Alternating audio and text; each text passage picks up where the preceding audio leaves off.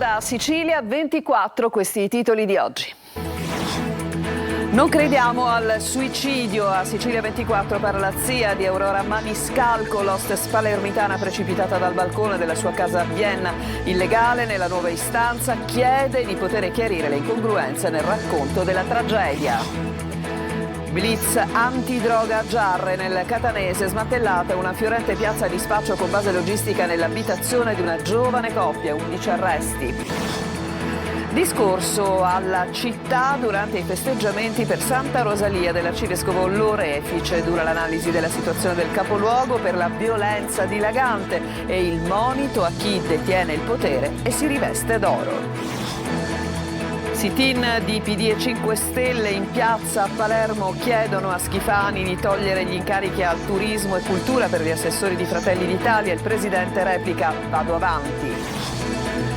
Non vogliamo istituzioni politiche presenti, siamo ancora alla ricerca della verità. Le parole di Salvatore Borsellino in vista del 33esimo anniversario della strage di Via D'Amelio. Catania, un'auto posteggiata in terza fila scatena la reazione del sindaco trantino che lascia un bigliettino sul parabrezza. Solo chi è refrattario a elementari regole di civiltà può farlo. Calcio, Emmanuel Gyasi è il secondo acquisto per il Palermo. L'esterno che proviene dalla Serie A già ha raggiunto i suoi nuovi compagni in ritiro in Val d'Aosta. Prosegue il ritiro del Catania a Norcia mentre è ufficiale l'ingresso di Donnarumma. Sturaro lascia il calcio giocato per diventare tecnico delle giovanili.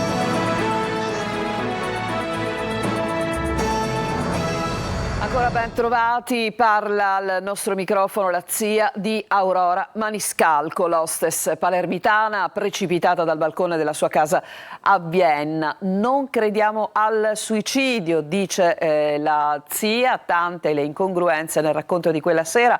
Non accusiamo il fidanzato, ma vogliamo la verità. Lorena Dolci. Noi non associamo la parola suicidio ad Aurora, perché Aurora era una ragazza con dei progetti, gioiosa, felice, già aveva fatto dei programmi per il suo compleanno, che tra l'altro è stato ieri. Si era pure scelta il regalo. Aveva chiesto un costume da bagno per i suoi 25 anni. Pensava all'estate. Aurora Maniscalco, la giovane hostess che da Palermo, vincendo un concorso, era andata a Vienna piena di progetti. Un sogno interrotto il 23 giugno scorso, quando è volata giù dal terzo piano dell'appartamento che divideva con il fidanzato Elio Bargione. Un caso chiuso subito dalle autorità austriache come suicidio. La procura di Palermo indaga invece per istigazione al suicidio. Tanti dubbi per la famiglia che chiede di fare indagini sul posto. La casa, acquisire entrambi i telefoni e se ci sono delle telecamere, delle indagini appunto all'interno dell'appartamento. Richiediamo i vestiti di Aurora che indossava al momento dell'incidente. E vogliamo sapere il punto esatto dove è caduta Aurora. Caduta a testa in giù, come raccontano i testimoni, o atterrata in piedi, secondo i risultati dell'autopsia. Una delle tante incongruenze evidenziate nell'istanza presentata dal legale della famiglia, Alberto Raffadale. E poi la scoperta di un aborto dopo il quale, secondo il fidanzato, Aurora sarebbe andata in depressione, anche se le date non coincidono. Un rapporto tumultuoso, quello con Elio, conosciuto sui banchi di scuola. Litigavano. So che ultimamente litigavano, che Aurora aveva deciso di lasciarlo. Liti continue fino a quella tragica sera. Non accusiamo lui, ma che si facciano le indagini come è dovuto ad ogni essere umano, per sapere e scoprire la verità su Aurora. Beni per oltre 2,5 milioni di euro sono stati sequestrati dalla DIA a Giovanni Palazzolo, imprenditore di Carini accusato di legami con la mafia. Avrebbe favorito la latitanza del boss Lo Piccolo. Sentiamo Eva Spampinato. Nuovi guai per l'imprenditore di Carini, Giovanni Palazzolo, il fondatore della ditta di spedizioni GLS, 70 anni, è finito ancora una volta nel mirino della direzione investigativa antimafia che gli ha sequestrato beni per oltre 2,5 milioni di euro, 9 immobili tra Palermo e Trapani, terreni e fabbricati e il 50% di una società attiva nell'edilizia. L'uomo era stato arrestato nell'aprile del 2024 nell'ambito dell'operazione antimafia Nemesi, con l'accusa di associazione mafiosa e riciclaggio. Secondo gli inquirenti, Palazzolo avrebbe gestito la latitanza del boss Salvatore Lo Piccolo, storico capomafia del mandamento di San Lorenzo Tommaso Natale. Il Tribunale di Palermo ha fissato a settembre l'udienza per l'applicazione delle misure di prevenzione. Intanto le indagini patrimoniali parlano chiaro: una sproporzione evidente tra i redditi dichiarati e gli investimenti effettuati, un patrimonio costruito, dicono gli investigatori, all'ombra di Cosa Nostra. Fiorente piazza di spaccio sgominata dalla Guardia di Finanza di Catania a Giarre. Sono 11 le persone raggiunte da custodia cautelare. La base logistica era l'abitazione di una giovane coppia, tra gli acquirenti tanti minori. Sentiamo Adelaide Barbagallo. La base logistica era un'abitazione nella periferia sud di Giarre, tantissimi anche i minorenni che ad ogni ora del giorno vi si recavano per acquistare droga, marijuana soprattutto. Ma il gruppo, scovato al comando della Guardia di Finanza provinciale di Catania, spacciava anche cocaina e hashish.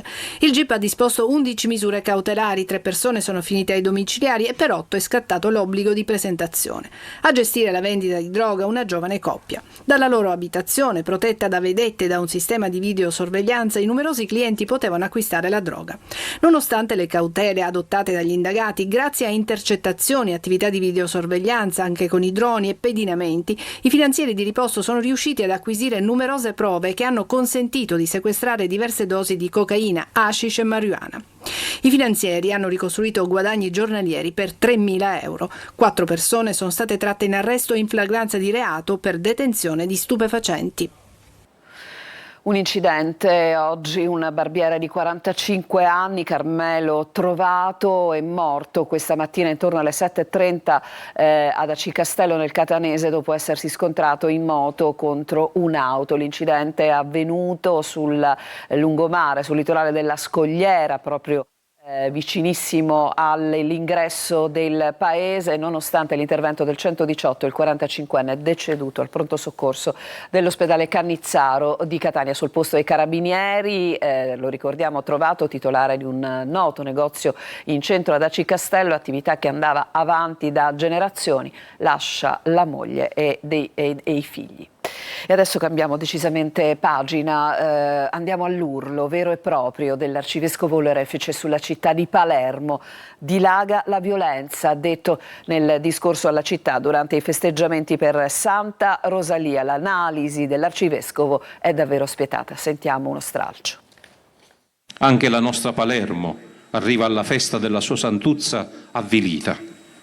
Avvilita perché è la città del governo e dell'assemblea regionale. E dobbiamo ancora registrare che la politica non sembra prendersi cura delle vecchie e nuove ferite della nostra terra, ma tra veli e maschere tralascia i veri interessi pubblici a favore di interessi privati o di parte, di gruppi di potere. Chi domina e si riveste d'oro ed argento deve sempre correre lontano da se stesso per mettere a tacere il cuore. Palermo è tormentata, la violenza dilaga per strada, di giorno e di notte, colpisce le nostre attività commerciali e le nostre case, le piazze e i vicoli della città vecchia. Basta pensare alla strage di Monreale, alla spedizione punitiva nei confronti della cioccolatteria Lorenzo e ai tentati stupri dei giorni scorsi.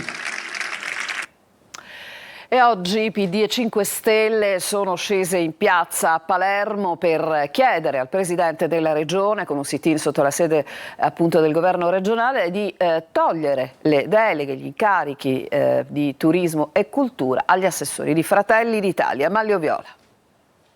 Deputati regionali in piazza, gli onorevoli di PD e 5 Stelle insieme ad attivisti di partito e alle associazioni siciliane rimaste fuori dai contributi pubblici hanno inscenato questa mattina un sit-in in piazza Indipendenza. Chiedono al Presidente della Regione una nuova seduta dell'ARS nella quale anche il Governatore riferisca sulle inchieste che stanno coinvolgendo gli esponenti di Fratelli d'Italia, ma al tempo stesso gli chiedono un cambio di rotta, a iniziare dal togliere gli assessorati proprio agli esponenti di Fratelli d'Italia, a partire da Elvira Amata.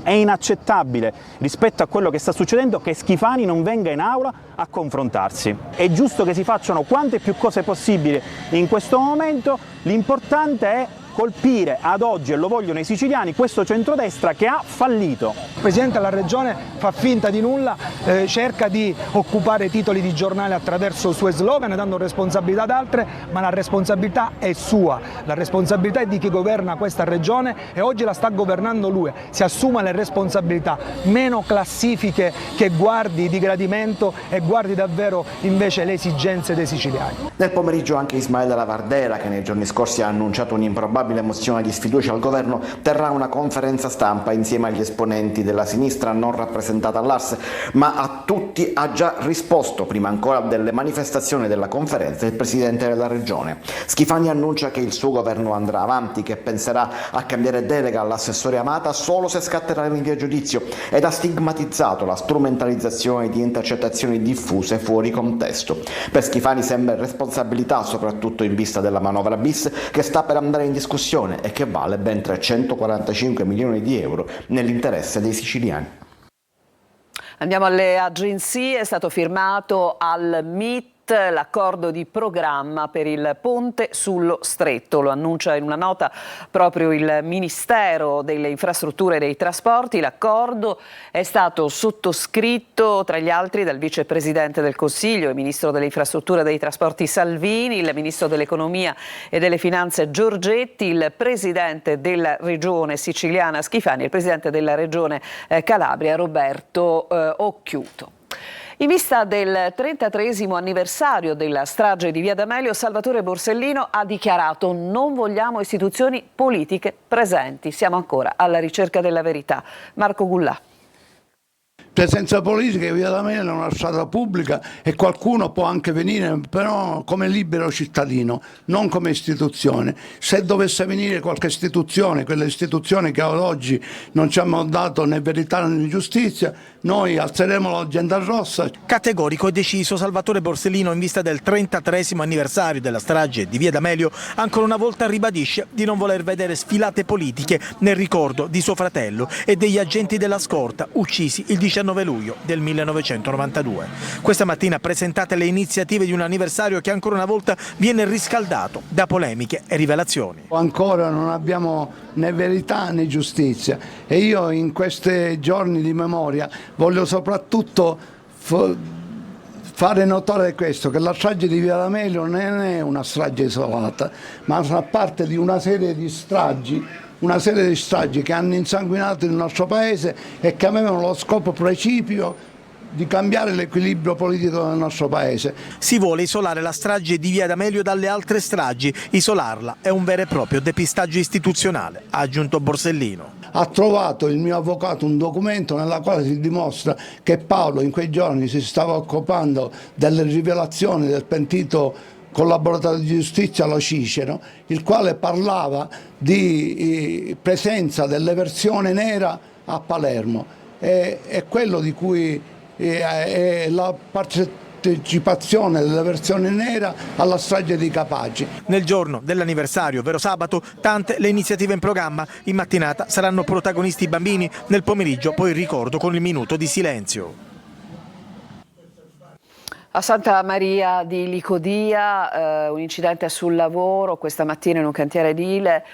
Un operaio di 27 anni è stato portato in codice rosso all'ospedale Cannizzaro di Catania con l'elisoccorso dopo essere caduto da un'altezza di diversi metri. Il giovane ricoverato al Trauma Center ha riportato diverse fratture, ma non sarebbe in pericolo di vita. Statuto siciliano, sì all'attuazione di un articolo dimenticato, svolta storica dunque nella trattativa fra Stato e Regione. Il servizio. C'è un articolo dello Statuto siciliano che è rimasto lettera morta per 80 anni e che adesso potrà trovare attuazione. Il Consiglio dei Ministri ha dato via libera alla Regione ad agire sulle aliquote dei tributi erariali. In concreto, il governo Schifani sarà libero di decidere a chi ridurre o azzerare le aliquote fiscali. Cittadini meno abbienti, residenti fuori Sicilia o imprese che intendono trasferirsi sull'isola, sul modello di altri paesi europei come il Portogallo. In Sicilia, i pensionati che non risiedono nell'isola ma comprano casa e trasferiscono la loro residenza potranno godere di agevolazioni fiscali. L'obiettivo è poter esercitare una fiscalità di sviluppo a sostegno dell'economia dell'isola, attirare imprese e cittadini europei ed extraeuropei. Ma ci sono dei limiti. Dobbiamo fare attenzione Per quanto riguarda le imprese dobbiamo fare i conti con Bruxelles, per quanto riguarda il regime degli aiuti di Stato che dovrà essere sempre approvato dall'organismo comunitario, e non dimentichiamoci l'Agenzia delle Entrate che porrà dei paletti. Certamente sarà più semplice la fiscalità di favore per quanto riguarda il rientro dei pensionati, dei professionisti dall'estero, per i quali la Regione avrà più margini di manovra. La norma, che dà piena attuazione ad uno degli articoli dello Statuto siciliano, è comunque una svolta storica nella trattativa fra Stato e Regione siciliana e per i sostenitori dell'autonomia certamente un successo. Voltiamo decisamente pagina, strada distrutta, accesso vietato, siamo a Punta Bianca nell'Agrigentino, una condotta del consorzio di bonifica si rompe, l'acqua invade tutto e devasta l'unico ingresso alla riserva, è una denuncia di Mare Amico, ma sentiamo Davide Sardo. Disastro ambientale e strada interrotta a Punta Bianca ad Agrigento. La rottura di una condotta idrica del consorzio di bonifica ha provocato un violento allagamento che ha distrutto l'unica via d'accesso alla riserva naturale, rendendola impraticabile anche ai mezzi di soccorso, fondamentali in estate. A denunciare l'accaduto è l'associazione Mare Amico, che aveva segnalato il rischio alle autorità competenti. L'erogazione è stata bloccata, ma il danno era ormai irreparabile. Ad una settimana dall'evento però nessun intervento è stato effettuato. Mare Amico lancia un appello al Comune di Agrigento e al Genio Civile: intervengono subito per ripristinare la strada e garantire la sicurezza e l'accessibilità ad un'area naturalistica tra le più suggestive del territorio. Adesso ci fermiamo, c'è una pausa e poi torneremo occupandoci della città di Catania e dell'inciviltà del posteggio selvaggio. A tra poco.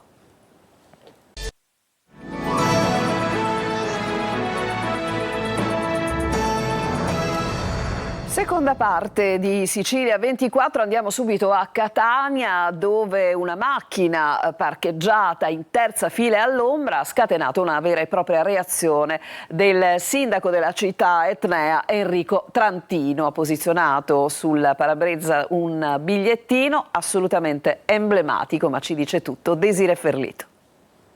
È stato un momento. Un momento. È la frase più comunemente usata dai nostri indisciplinati intervistati. Peccato che quel momento, poi sommato ad altri eventuali momenti, sommati ai momenti di tutti, incida sul decoro della città, sulle regole di convivenza civile e sulla viabilità. Sto facendo una sigaretta e scappo. Se tutti facessero così? Lo so, è un problema, però dovrebbero fare i parcheggi. Virale sui social questo bigliettino, lasciato sul parabrezza di un'auto addirittura in terza fila. Poche parole ma efficaci per descrivere, disappunto e redarguire l'autore di questo capolavoro. Solo chi è refrattario a elementari regole di civiltà può pensare di posteggiare in terza fila per lasciare l'auto all'ombra.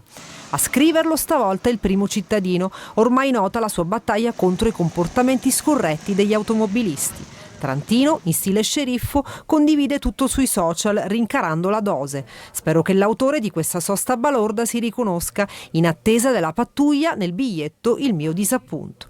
E di esempi di inciviltà in città non è difficile trovarne. Qui siamo in via Vincenzo Giuffrida, dove il traffico è particolarmente intenso a tutte le ore della giornata. L'abitudine dei catanesi di lasciare l'auto in doppia fila, qui appunto ne vediamo una lunga colonna, di certo non aiuta. Perché non c'è posto, abbiamo prima ora, già me ne sto andando. Sto andando, grazie. In tutta Catania è un delirio, perché chiunque posteggia senza guardare, senza rendersi conto di dove mette le macchine, in doppia, tripla fila. Devo essere sincero, l'unica cosa dove sono veramente fortunato sono sempre i posteggi. Anche nei posti più impensati io trovo il posteggio, addirittura di fronte dove mi devo fermare. Vedi questo caso che ero qua al bar. E si parlerà anche di questo nell'appuntamento con il sindaco di Catania, Enrico Trantino. Come ogni mercoledì torna dunque questo appuntamento dedicato ai nostri telespettatori, che potranno anche intervenire con delle domande inviando i messaggi di testo alla nostra linea WhatsApp 342 7455 005. L'appuntamento con il sindaco condotto da il nostro direttore Michele Cucuzza, e come sempre dopo il TG alle 14:30. Adesso ci scateniamo con la musica anche nel nostro telegiornale. È tempo di tormentoni estivi e dunque sentiamo Eva Spampinato. Non possono mancare i re dei tormentoni che per 3 anni di fila non hanno sbagliato hit. Pronto come va è un vintage da discoteca con citazioni cult tipo Carrà e Venier, i The Colors.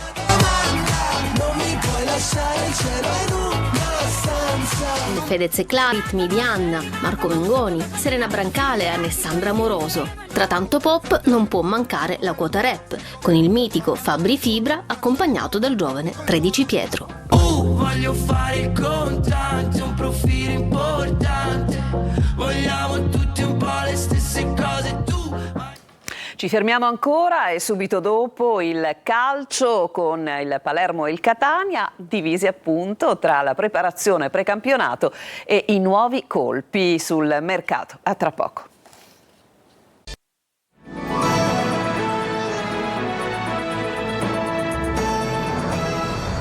Siamo al calcio, andiamo al Palermo, arriva Emmanuel Gyasi, ennesimo colpo sul mercato, si tratta di un esterno di qualità che nelle ultime stagioni ha giocato in Serie A. Marco Gullà. Arriva il secondo acquisto per il Palermo, Emmanuel Gyasi è rosanero e ha già raggiunto i suoi nuovi compagni in ritiro in Valle d'Aosta. Il classe 94 arriva in prestito con obbligo di riscatto dall'Empoli dopo una trattativa lampo condotta negli ultimi giorni che ha portato il club rosanero a chiudere rapidamente l'accordo. Gyasi può giocare sia come esterno ma anche come seconda punta e spingere sul fronte offensivo. Ma il Palermo non si ferma e il DS Carlo Ostia già incanna altri colpi. Antonio Palumbo è ormai quasi rosanero. Il trequartista non era presente al primo giorno di ritiro del Modena e nei prossimi giorni dovrebbe firmare appunto con il Palermo. Una trattativa lunga ed estenuante che però dovrebbe risolversi con la fumata bianca, o meglio, rosanero. E poi la difesa, l'obiettivo numero 1 è Bani, di proprietà del Genoa. Il giocatore ha espresso gradimento per la destinazione. Il Palermo deve trovare l'accordo però con il club ligure, ma in casa rosanero filtra ottimismo. Intanto prosegue il ritiro a Châtillon. Inzaghi lavora sia sull'aspetto tecnico che su quello psicologico. La squadra lo segue. Domani la prima amichevole contro la rappresentativa locale Valle d'Aosta. Secondo giorno di allenamento per il Catania, nel ritiro di Norcia sono 24 i rossazzurri agli ordini di Mimmo Toscano. Sturaro intanto toglie gli scarpini da calciatore, diventerà un tecnico delle giovanili. Francesco Triolo.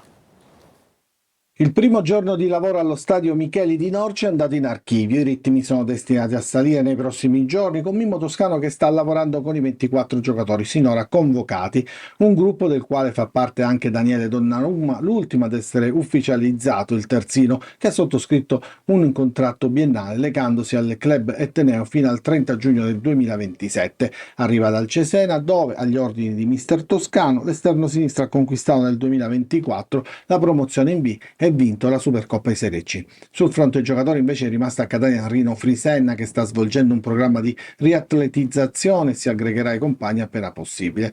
Come noto c'è invece chi non fa parte del progetto tecnico e non è partito per l'Umbria per scelta della società in attesa della risoluzione del contratto di una cessione. Si tratta dei centrocampisti De Rose, Peralta, Teio e degli attaccanti Costantino, Marsura, Montalto e Popovic. È arrivata invece l'ufficialità della risoluzione del contratto con Sturaro, ma per il centrocampista non sarà un addio al rossazzurro, anzi non appena l'ex della Juve avrà ottenuto l'abilitazione tecnica entrerà a far parte dello staff delle giovanili, iniziando così la sua seconda vita sportiva con un altro ruolo. Il telegiornale finisce qui, vi lascio adesso all'appuntamento con il sindaco insieme a Enrico Trantino, appunto nostro ospite il mercoledì, il nostro direttore Michele Cucuzza. A tutti un buon proseguimento di giornata, Sicilia 24 tornerà alle 19.